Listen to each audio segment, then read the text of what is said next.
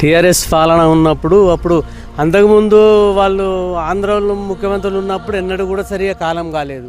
TRS 10 ఏళ్ళు వాళ్ళు పాలనించినప్పుడు అయితే 10 సంవత్సరాలు బరబ్బరి కాలం అయింది మాకు. రైతులు సంతోషంగా పంటలు పండినాయి, పత్తులు పండినాయి, అడ్లు పండినాయి. అడ్లు కూడా బరబ్బరి కొన్నారు, టైంకు కొన్నారు.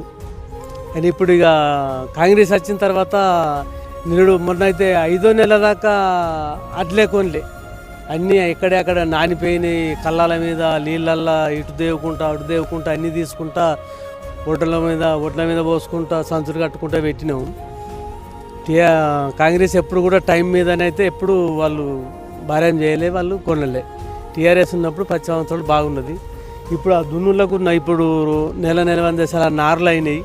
ఆ నార్లకు దుందామంటే నీళ్ళు అంత లేవు, కరెంటు సరిగా ఉంటలేదు. అప్పుడు 24 గంటల కరెంటు ఉండే, ఇప్పుడు ఎప్పుడు 4 గంటలు 3 గంటలు తెల్లందాకా పోతుంది, పొద్దుదాకా పోతుంది.